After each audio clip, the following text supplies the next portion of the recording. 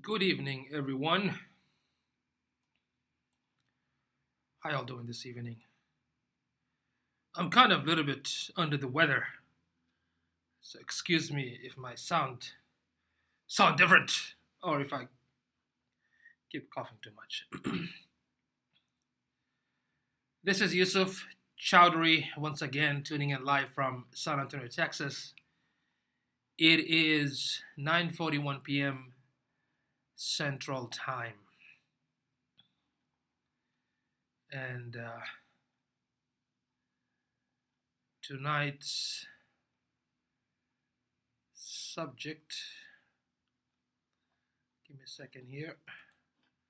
Let me see if it's popping up.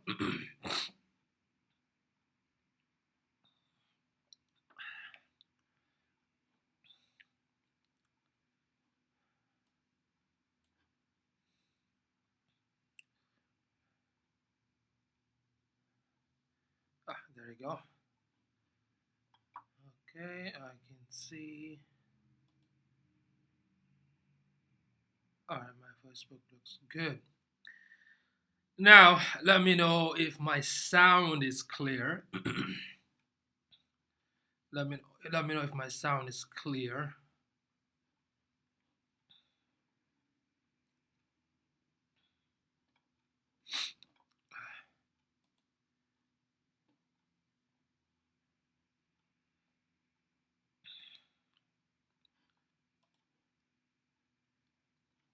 Okay.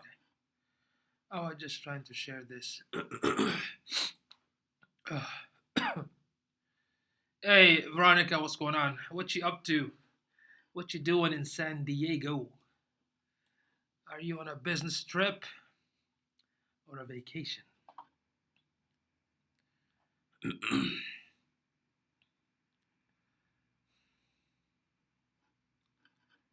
Okay, so let's go ahead and start this subject. So tonight's session, excuse me guys if I'm making some weird noises. Under the weather. So today's subject is your website ADA compliant? So let's go ahead and define what is ADA.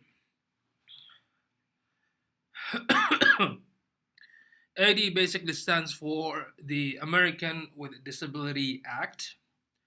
That's what AD stands for. It was developed back in the 1990s, and is the whole purpose behind it was to basically ensure and to make sure that people with disability can get the same opportunity like anybody else, and you can see that at business establishments and government establishments when it comes to like parking, accessibility through the parking, through the elevator, and so forth. So that was, it was illegal if anybody violates that law from the 90s. Now, when it came to the website, the regulation for the website, I think it was introduced.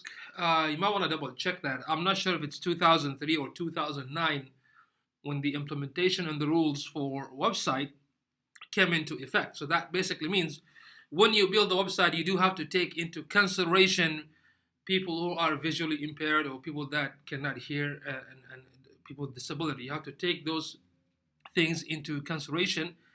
And I'm going to tell you why this is very important, right? So, and I'm going to also share with you a couple of tools that you can use to find out if your website is ADA compliant. And if it's not, then you have to take it back to your web developer and have them adjust and tweak, because most of it really deals with coding, believe it or not. So the question is why the ADA is very important for any kind of businesses. And I'm going to share with you a couple of importance, and I got this information from Mr. Chris Ravenberg, I think. And if you guys need the links, let me know in the comment section, and I will share with you. Excuse me, the links. So one of the first reasons that is important, because what happened, I don't know if you guys all know when it comes to the statistics of how many American citizens suffer from disability. I believe it's more than, I think it's more than 50 million, right? So one of the good reasons that this is going to help you is that you are going to attract one of your targeted audiences, especially that are struggling with this disability, also to your website. So you're basically going to attract new audiences to your site. The second thing, it also improve your search engine optimization efforts, especially Google. Any search engine basically gives a huge importance if you are trying to make your website generate or produce some type of amazing experience to your website visitor, especially those who are disabled, right?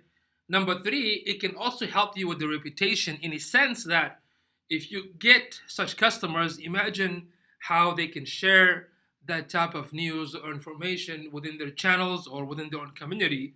So that will basically help you to have a positive reputation about your website.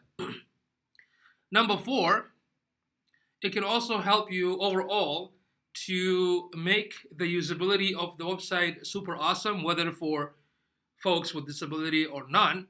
And number five, it can actually help you to avoid penalties, believe it or not. I mean, according to, there's in the news, let me share with you. This was in the news. Where is the link? Let me see if I can find the link. Because in 2018, excuse me, in 2018, there were more than 2,285 ADA website lawsuit filed in federal courts. That was in 2018, which is, according to the statistic, more than 180% compared to the previous years, which is 2017. So let me see if I can find the link for this news that covered the story and see if I can cover it. And let me know if y'all can see the video. Okay, let me share the screen here. And this is very important. A lot of people don't know this, which is kind of surprising. Well, in fact, I knew some of it over the years, but when I went to South by Southwest last year and met with an amazing organization called Knowability, I took a test through at their booth, and my score was like 45 out of 100. I thought I knew, but unfortunately I wasn't. But the good news is, because there's a lot of information that I wasn't up to date, now I'm able to, take more training, more resources, and even send my team to be up to date and to learn more about the accessibility guidelines. So they do have classes online and also locally in Austin, Texas. But let me show you in the news. What is it? What is it? Where is it? Where did the news? Oh, there you go. There you go. Now, business setting this for lawsuit because website aren't ADA compliant. Let me see if I can play this and see if y'all can hear it. I'm gonna close my Facebook here so you won't get. Okay, there you go. Oh, let me go ahead and place this. See if you can hear it. If y'all can hear, let me know. 8 on Your Side investigator Shannon Bankin joins us now. And Keith and I were so interested when we heard you were doing this story because I don't think a lot of businesses even think about this being a possibility. This is something so many businesses haven't heard of. I've been hearing from them all day. But if your website isn't accessible, those who are visually or hearing impaired can't use the site. And some of those people are fighting back. I found disabled activists filing ADA website lawsuits by the stackful. Ben Tundis and Donna Dansel own Island Comfort Footwear in Westfield Countryside Mall in Clearwater. Okay. And this is my shipping area where I do my web orders. They decided to expand by selling their shoes online. They launched a website, and then, bam, a lawsuit. Summons on a Thursday night at 8 o'clock at night in the dark. Got a knock on the door. A blind woman in South Florida claims their website isn't compatible with screen reading software used by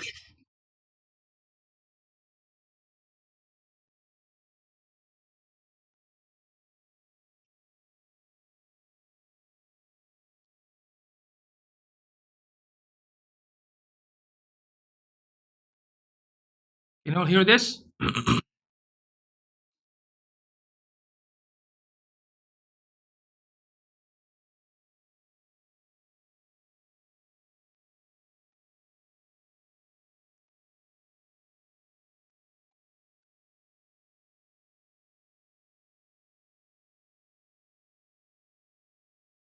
I mean, not only big companies get the lawsuit, but even the small businesses too.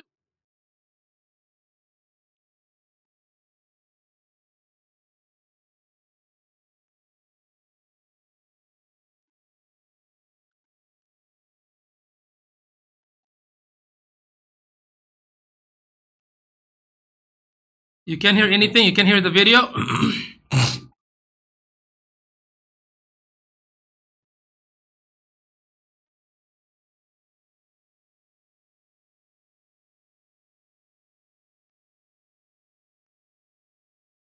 That's weird.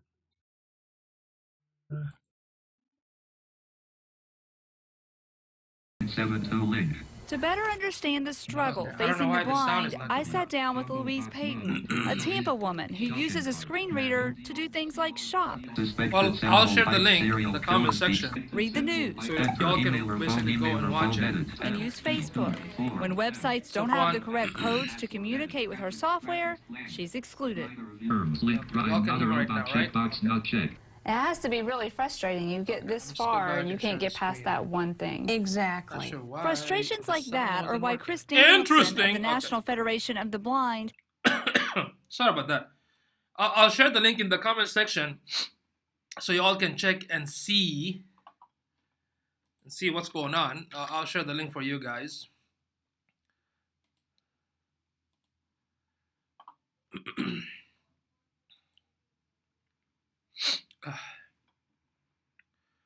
Give me a minute here. Let me share this.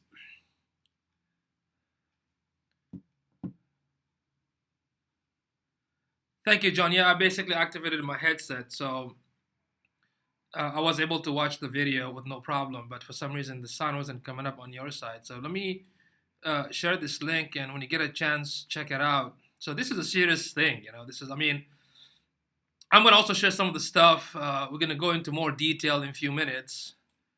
But let me first share the link and make sure you guys click on it and save it so y'all can watch it later.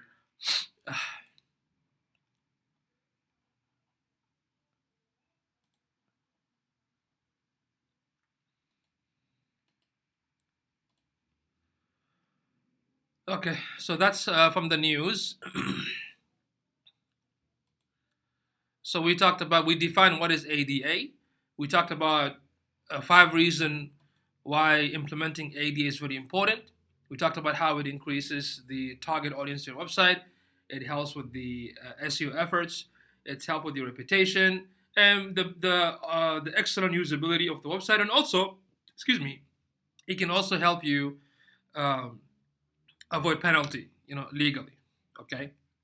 Now, so since we define what is ADA, now we have to talk about, so what are these rules? What are these website coding technique and script and rules that we have to follow, right?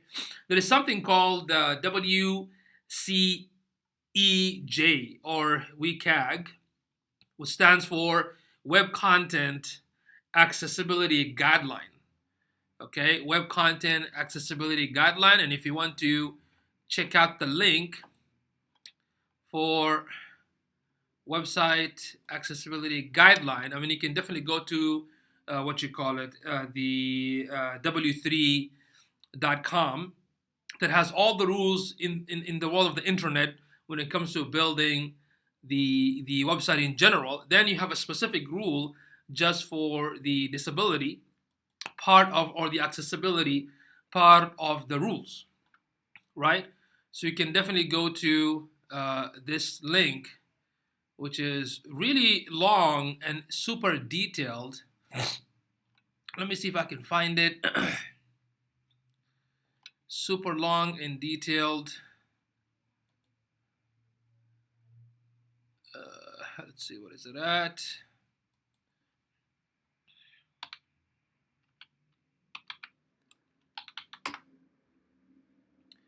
Shot in the Dark SA, thank you so much. Thank you for liking my t-shirt. Okay, so let me show you guys how so much of a detail, especially this is very good for developers, mainly for website developers, and not every developers are aware of this. So if you want to understand more about the web content accessibility guideline, yes, I am under the weather, my friend. As you can see, my zone is a little bit different. So here we go. Web content accessibility guideline, the WCAG. You can read all these jargons, a lot of stuff. These are all the rules. Look how, I mean, if you want to learn more, I mean, if you're a developer, you're going to enjoy this. But if you're just a regular dude, it's going to take you forever. But don't worry. I basically took some notes from Mr. Chris Ravenberg, who basically simplified one of these rules, and we can focus on the most important part. But this is very good to look at these regulations and rules on how to implement the WCAG 2. Vitamin C 2.AA. Okay, lots of stuff here. Let's see, Yusuf Chaudhry. Oh, for Pete's sake, that's it. But don't worry, my friend. This is very good. This is good for your business. Good for people with disability. It's good for a lot of stuff. I know it's a lot of stuff. I'm just showing you the resources. You can save it right here, w3.org. So you can go to this later on and read it as your bedtime story. Okay. Look at that. All these rules when it comes to building a website, to follow the rules.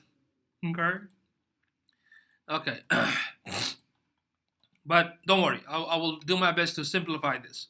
As we mentioned, the definition of WCAG, Web Content Accessibility Guideline, within the, excuse me, sorry about that, vitamin C. Within the types of the website content accessibility guideline, you have the least amount is called, or the simplest one is called WCAG 2.0A, the least task. Then you have WCAG 2.0 AA, and this is the one that the attorneys use when you get sued. This is the one that they utilize it to make sure that you are compliant with the AA. And the last one is AAA. So right now with our clients, we focus only on the AA, which is the WCAG 2.0 AA. There's also 2.1, mainly for mobile and whatnot. You can look into that. But when it comes to the guidelines for the WCAG 2.0 AA or 20 AA, I'm going to go through some of the points. But if you want to keep things very simple, I would say follow these, at least follow these 18 checklists. The first one is the website design. Is the design layout simply created? Is it easy for navigation? Is it fast? Okay. Is it too cluttered or not cluttered? Okay. Number two, the quality of the codes on the back end, making sure that there is no broken links, there is no missing script or misuse of the script on the back end. Number three, accurate and descriptive text within the pages, and also whatever you define in terms of page titles, meta tag, images, any action on the forms, you have to be very descriptive. You also have to label them. So because people with disability, they have screen reader, they have audio system, third-party audio software. They call this assistive technology, and I'm going to talk about what are some of these assistive technology that they use, right? So number three, make sure that the accurate and descriptive text. Number four, make sure that the links, like if you write a content, you know how sometimes you bold the header or you bold certain words. Sometimes people underline certain quote and statement, you don't want to do that, because underlining the statement means that word's supposed to be clickable. So don't use underline unless if that word is clickable, that takes the visitor to another website. Number 5, don't create an image that has a text on it. For example, an image that says click here, but the image itself doesn't have a label that says this is a button to click here, right? So that's number 5. Number 7, don't forget to add alt text for all the images. That's given for any basic SEO technique. Make sure you have a transcript. If you have a video, and I used to, believe it or not, I used to recommend this all the time. If you post a video on your website, and this is something even Google with their videos on YouTube marketing, analytics, and the Search Console within their own blog, every time they post a video on their own website, they also have a transcript, right? But this can also help people that they cannot hear. Make sense? So make sure if you have a video on the website, have the transcript of the video. If you have a podcast, make a transcript of the audio as well. Then another tip is closed captioning. I've been recommending this for years. If you have a video, make sure it has a good closed captioning, and especially for videos. Then if you have a pop-up, you need to avoid the pop-up now, because for them, when the pop-up shows up, this machine doesn't tell them what's there. So they're going to have a hard time to figure out what's going on. So don't use the pop-up anymore, okay, unless if it's a chat box for help only. But if you want to collect name and email, it'd be very difficult for a disabled person to basically move from one form or one space in the form to another using the keyboard. So avoid it altogether. Number 10, avoid autoplay videos. That means if you have a video on the home page, don't just let it play automatically. Make them click play or pause, but don't play it automatically, okay? And by the way, folks, if you are all enjoying this live streaming, please go ahead and tag some of your cool colleague or invite them or share this live streaming. I would highly appreciate it. Another tip, make sure you set the website to a default language. Avoid any PDF files on the home page or the blog page. Use images like an infographic instead, but give it a label, give it a name. What is it for? Because the HTML format, it's much better for these assistive technology machine for them to be able to read the content within the website. Make sure the website is keyboard enabled. What does that mean? I can use my keyboard, my tab, to move to different navigation, different forms without using the mouse. So you have to make sure that's enabled for that, right? Also make sure to add a sitemap on the footer. Usually I recommend having all your pages in the footer beside the legal disclaimer, terms of service, privacy policy, and accessibility policy, which you can look at my website and look at it and see if you can make something similar to what I did.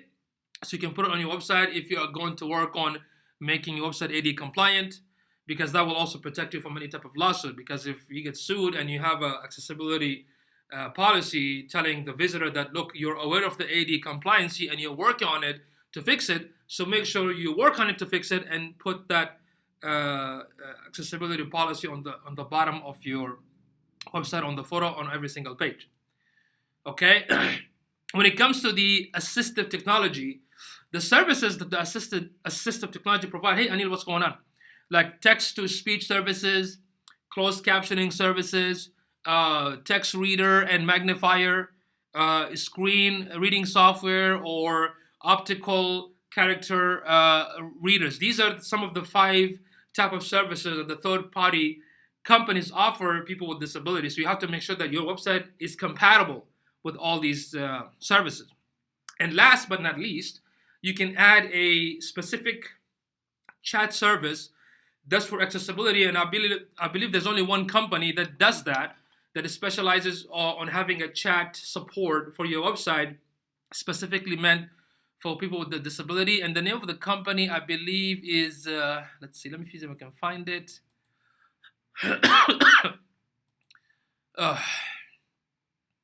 The name of the company, where did it go?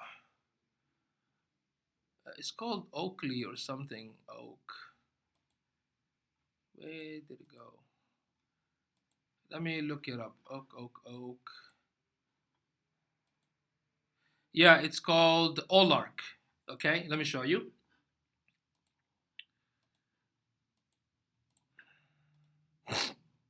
So this is the company. Christian, what's going on? Thank you for tuning in. Good to see you. So this is the company that only specializes for accessibility, only for the chat system, which means for the chat box support. So if you want to add that on your website to help your audiences who are disabled, then that is a good option to have. Okay. Another company who is considered the leader in the audio service is called AudioEye. Okay, so they provide services where you can configure this on your website, so the system or the tool can read every single thing on your website for the person on the other side. Okay, so that's a good thing to look into. It's called AudioEye. Okay.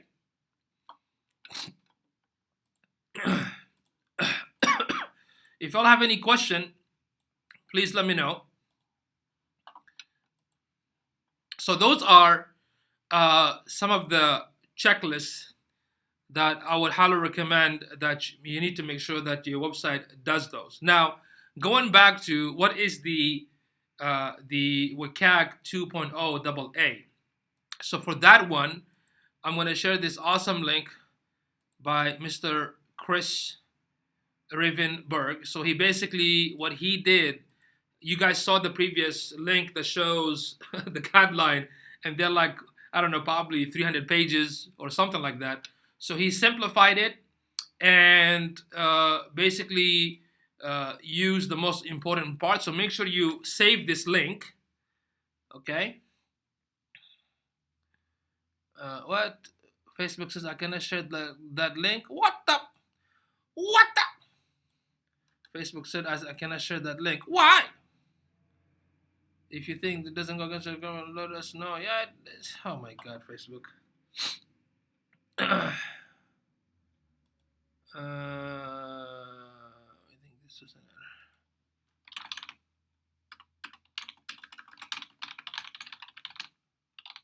Let me tell Facebook.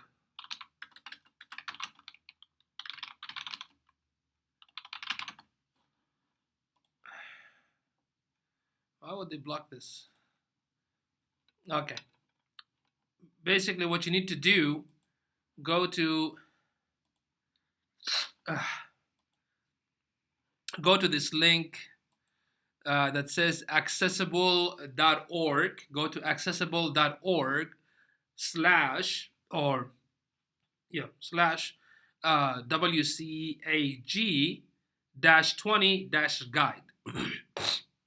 So basically, he kind of simplifies most of the what's in the guideline. I mean, it's very long, but it will talk about what's the alternative, what are the presentation, the front end design, the use of control, the understandable factors, and the predictability. I mean, there are a lot of good points. So I highly recommend that you go to this link and study more about what are the important guidelines. So for example, all images must have all text, right? Audio or video must have a transcript. Closed captioning on videos. For audio, you need to have a description or a transcript. If you do live shows, then it's better to have live captioning. So there are companies that can produce live caption. Okay. Then it talks about the website structure, how it should be properly built on the back end, how they should be in a meaningful order, how it talks about the use of color. Sometimes doesn't matter. You know, somehow you have a content, you have the bullet points with different color, that means nothing. And if you want to do that, then you have to label it on the coding on the back end, for example, right? Because the blind person cannot see that, or people who are colorblind, they cannot see that, right? Then if there is an audio, like a podcast, make sure they're able to pause it forward and whatnot. And the color contrast also matter. Certain colors does not match in the ratio, so you can go and adjust that. Text size, making sure that 14-inch, 16-inch, and the ability for the text to get enlarged, for example. And also, of course, no text-based images. It also talks about keyword control only. That means I'm able to use the keyword instead of the mouse to navigate the website. No keyword trap basically means if I go to a form, how can I get out of the form? So I don't want to get stuck, right? No flashes. Skip navigation means if because the software goes through all the navigation, if there is a way that they can skip it and go straight to the middle of the header of the page, then you need to make sure that it's also, there's a capability factor for that. So that means your developer have to program it on the back end to do that. And of course, page titles, that's given. This is one of the on-page SEO technique, page titles, meta tags, and whatnot. Link anchor, whatever. So let's say I'm reading the contact page. Instead of saying click here, that's not enough. You can say something like, to download this file, click this link. So you have to describe it that way instead of click here, because to them, click here means nothing, right? If you have a form with the CAPTCHA, you got to make sure you don't want to add the CAPTCHA with a bunch of pictures. They cannot pick and switch. So you got to keep this CAPTCHA easy, like 1 + 2 = 3. But even then, you have to explain in the labeling, in the back end, that this is the CAPTCHA, enter 1 and 3 to equal what? Okay? So languages and what else? Consistency in the navigation bar, identification, error. If sometimes you submit something in the form, you get a message that says an error, but there's no sound, there's no box, there's nothing. So you have to make sure that they get some sort of notification or a sound or another page. So this is a very, very good resource. So I highly advise you to go to accessible.org/WCAG-20-guide. Okay, go to this website so you can understand more how you can make sure that your website is compatible. Okay, now how do you want to avoid lawsuit? The first thing, you have to run a test on the website using several tools that I'm going to share with you, and you have to make sure then you have to make sure that it is compatible or compliant with the WCAG 2.0 AA. Number two, you can have a person who's actually a person with disability, you can have them tested. And for that, you can go to knowability.org, and they have a service where you can pay somebody so they can go ahead and run a test and let you know, based on their experience, what's missing. Number three, you can use third-party tools like Wave, Site Improve Accessibility Checker, Dynamapper, or Tenant. You can use like 2 or 3 and use this tool to find out if the website is compliant with the WCAG 20 AA. Okay? Then after that, make sure that the website is robust, custom website built for accessibility, not just for the disability users, but anybody else can have an awesome experience. Does that make sense? Okay. So I'm going to share with you some of the tools here for accessibility testing. You can use like 2 or 3 of them at the most, but I'm going to share with you my top 4 that we use it for our clients. Just give me a second here.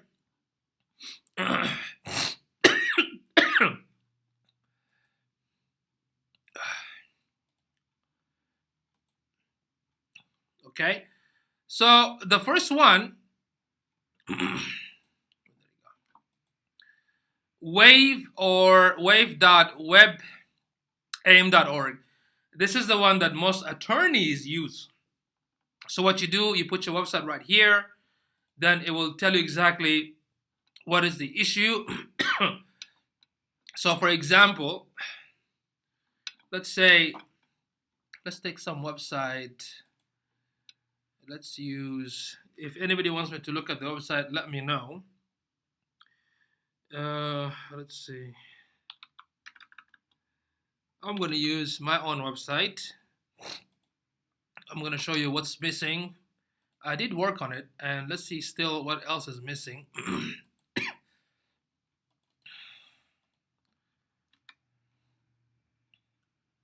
So I can add my website here, and this will show me. The cool thing about this, and it's completely free,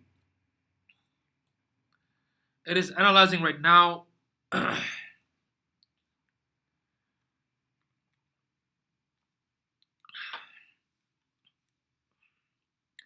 So there you go. You see, I have 1 error, good, but for contrast, which means color, there's like almost 30, 14 alerts, 20 features, that means good. Structure elements, so I can look at the details here.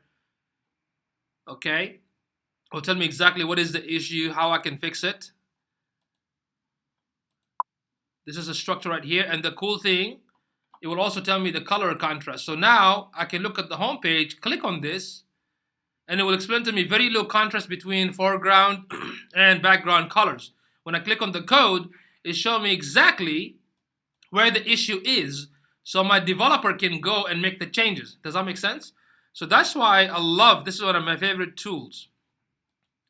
Okay, and so I can see everything on the front page itself as well. Look at that. Okay, and that's why it's very important to run this audit from time to time, because whatever update you make, whatever changes you make, you have to go back and adjust it again.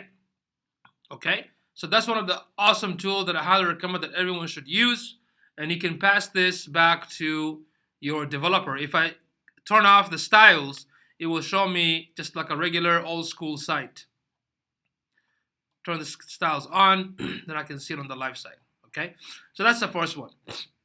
The second one is, let me come right here. There is a Chrome extension that I use. Is from SiteImprove Accessibility Checker right here. So when I click this Chrome extension, it's called SiteImprove Accessibility Checker. The extension automatically will run the analysis. There you go. See that? It was similar to Wave. It gives me more detailed. What is the issue? What image? I can also see the more information and exactly what is located. Okay?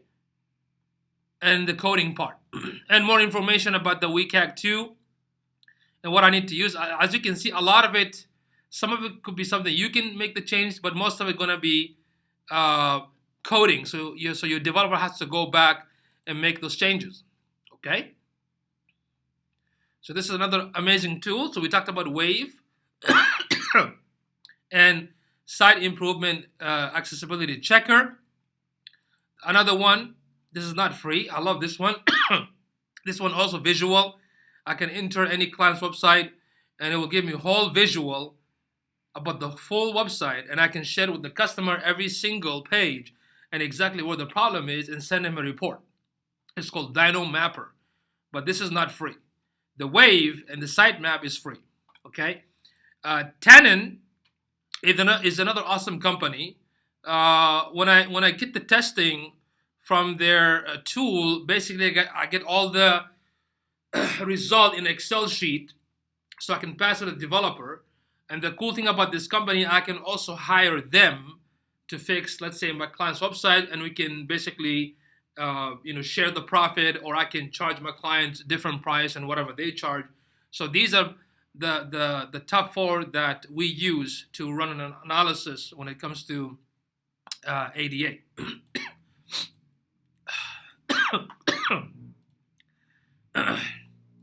Okay, so those are the tools. I highly recommend that you need to check it out and use it.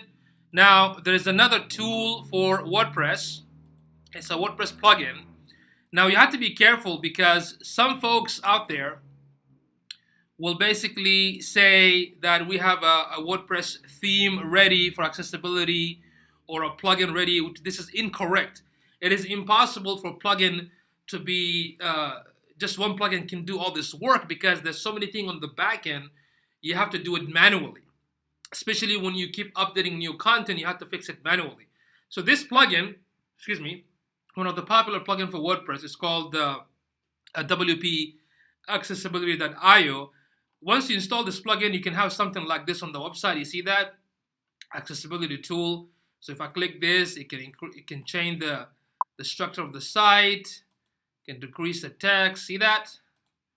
It can make everything colorless, high contrast, navigate, contrast, light background. That's about it. It's very limited. I mean, you cannot do too much stuff. So even if you have it, it's good to have it, but I wouldn't highly just rely on the plugin. Okay, just like SEO, when you add Yoast plugin is not going to make your website SEO friendly. You still have to go on the back end.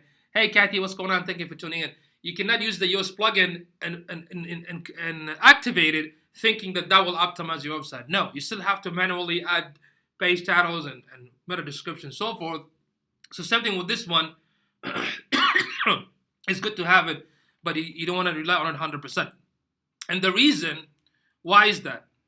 The reason is because with this plugin, first of all, it cannot automatically create alt text for images.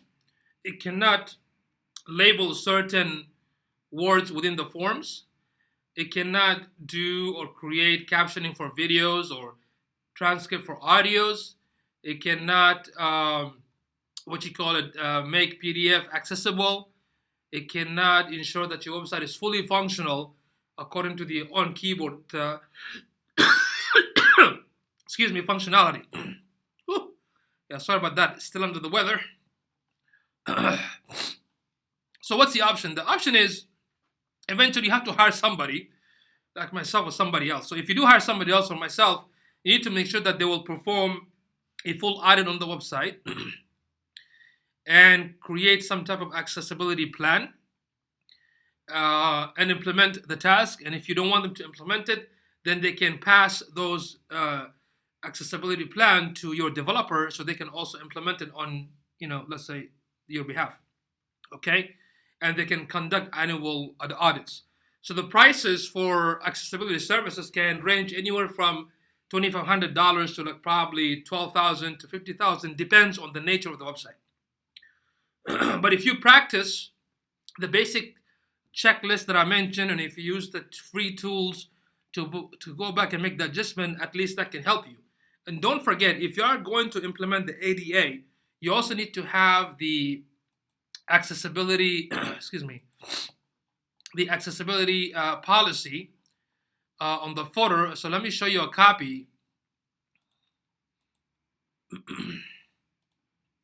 So if you go to my website, onlinebusinessowners.org, scroll all the way on the bottom, click on accessibility, then you can see this accessibility statement. You can go ahead, go through it, read it.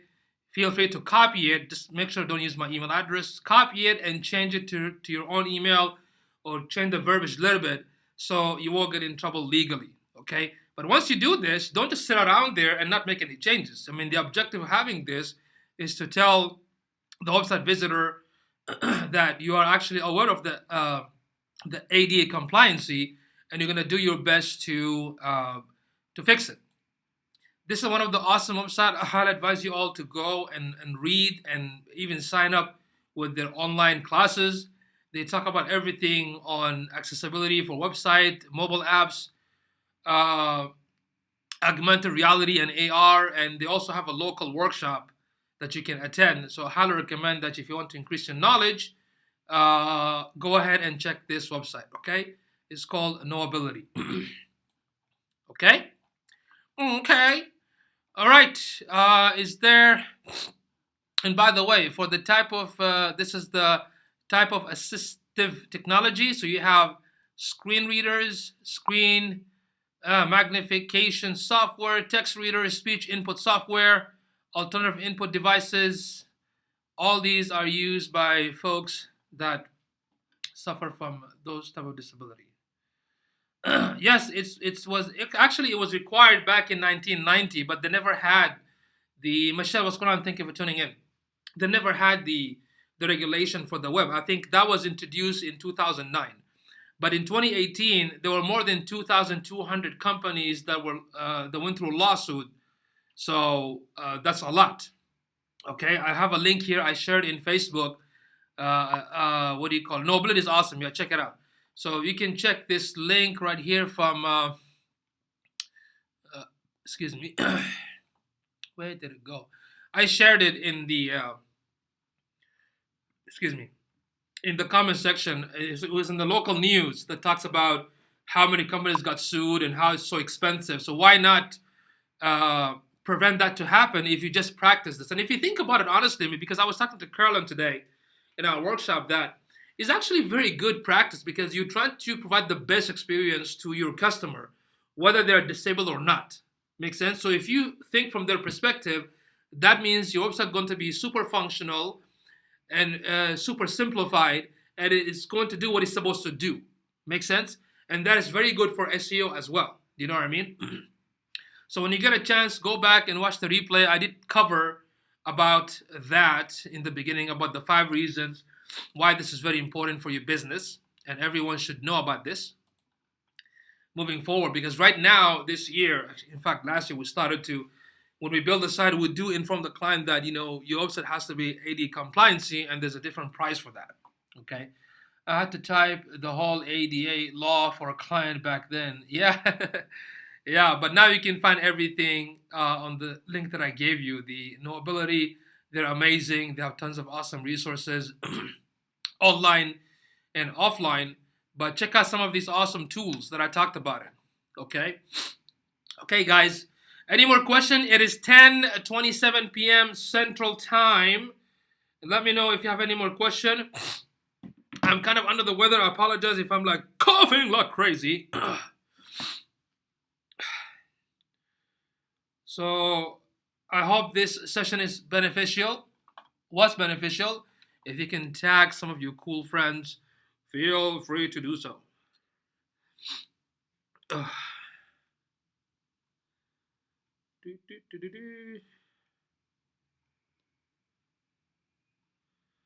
Okay. 10:27. I'm gonna wait for 1 more minute. It's the 90s, right? Yeah, but the regulation for the web started like around, I think, 2009. Okay, folks, it is 10:28. I don't see any more questions. I want to thank all of you for tuning in. And if you still have any more question about the subject, feel free to leave it in the comment section. And as usual, if you want me to cover any topic within digital marketing, let me know. Send me a private messages, DM me, and I'll do that tomorrow around 9 or 10 p.m. Okay? I'm going to wait 1 more minute.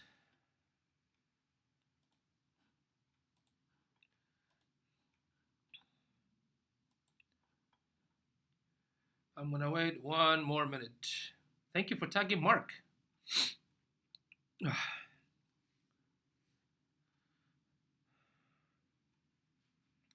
Okay, folks, thank you so much. 10:29 p.m. Central Time in San Antonio, Texas. See you all later, tomorrow. Have an awesome night, and bye-bye for now.